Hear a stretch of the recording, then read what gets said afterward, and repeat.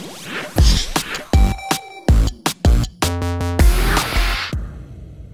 advised, Blue 4 has visual on the hostage.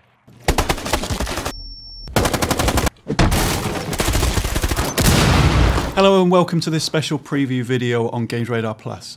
I'm Executive Editor Andy Hartup and I'm joined by Official Xbox Magazine's Alex Dale. Hello. So Alex, you are one of the chosen few who has had a chance to actually play Rainbow Six Siege. Initial impressions, are you impressed by it? Is it underwhelming? Give me a sense of how you feel about it. My impressions are very good actually. It's one of the few multiplayer games where it's actually building its entire design around a special objective mission. In this case, it's the same as they showed off at E3 last year. It's 5 on 5. One team has to sort of defend a strong point with a hostage in it. The other 5 have to break in and rescue them. Cool. To a set time. So talk us through a little bit about what you actually played when you were at Ubisoft. Okay, so we played on 2 maps. The first one was one based in a suburban American house. It's the same one seen at E3 last year. And the other one was set on a passenger plane that's grounded. So, and it was quite interesting to see that map because it had a different flow to the house where you could rappel up the roof and sort of bust in through all the windows. In this one, there were only a few set entry points for the front and the rear of the plane, and that meant there was choke points, and these just getting into the map itself was a battleground. Cool. So could you choose how you got into the plane? I mean, could you choose which entry point before you started the game and things like that? Okay, so you choose your spawning point. How it works is both teams choose a spawning point. The defenders choose somewhere to insert the hostage, and the other team chooses a direction to come at them from, and you don't know which the other one you don't know which one the other team's chosen. While the other team is placing the hostage, you get to go in with drones and sort of get the lay of the land, and communication is very important. You have to sort of work together to make sure you're covering every angle and find it so you know where the hostage is. And then you kind of organically splinter into different groups, and you try to have someone that's got a special power, a special ability that complements your own, because at the start of each round you choose an operator with a special ability. One guy's able to break down doors with a massive axe, the other one's got a sort of exothermic charge that can break down reinforced walls that bullets can't get through, others have got toxic gas bombs that can be used to sort of repel defending forces. So you sort of have to think on your fly a lot. You have to based on where the situation takes you. It sounds really, really different, like a lot more tactical than most other online shooters. Is that fair to say? It wasn't this event, but we were playing against other journalists who had just sent through an hour's presentation on how to play it. Oh, right.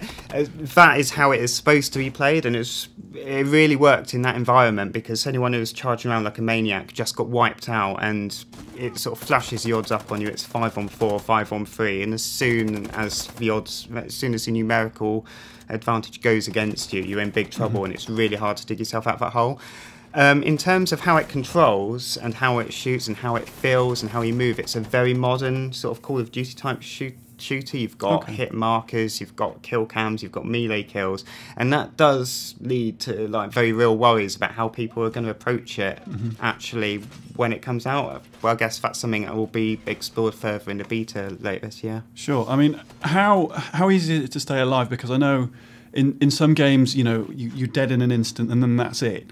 In Rainbow Six, is it sort of easy to retain your life? Because it's very, very tense. I mean, once you're dead, and it's 5 versus 5, so losing one person on your team is like a big deal, isn't it? That's right. So the best thing you can do is stay in with the other team. Now, even if you can't see your other team members, you know where they are because you get to see sort of an X-ray outline. So from that, it's quite easy to get a big picture of where you are and where your other team are, and actually what's happening on the map and where enemies are supposed to be. So I felt most of the times when you died, that was through your own carelessness or trying to lone wolf it. Sure. Okay, is there anything else you can tell us about it? I mean, I know you've played two maps. Did you learn anything else about new modes or anything like that you can share? That's the only thing they showed. I would say that I would say it's definitely the focus of multiplayer. Everything, the whole engine seemed to be built around it, but I'd say that it would need to have some sort of single-player mode to shore that up, preferably one that uses the same sort of excellent mechanics that are already in place in this mode. Yeah, because we've learned from games like Evolve, which have a sort of, it's like got a token single-player mode, which doesn't really work very well, that games can't. They find it very, very difficult to survive by being multiplayer only. I suppose Left 4 Dead did, but to an extent, people just expect like a single player, don't they? I think so. As you've just said, it's a very difficult balance to get right, and I think Evolve particularly sort of, in its attempt to justify it just being this sort of multiplayer-oriented game, really overcomplicated itself. I would say that if this was all there is to Rainbow Six Siege, that's actually quite a light package for a full-price game. Sure. But we'll just have to wait and see on that one. Great. Well, thanks for chatting about that, Alex. As always, you can join in the discussion. Leave us a comment below, or you can hit us up on Twitter at GamesRadar, or you can find us on Facebook at GamesRadar Plus.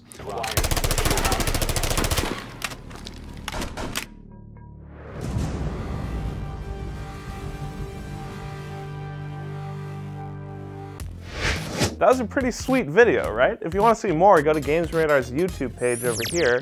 Or if you want to read, maybe up your game a little bit, go to GamesRadar.com.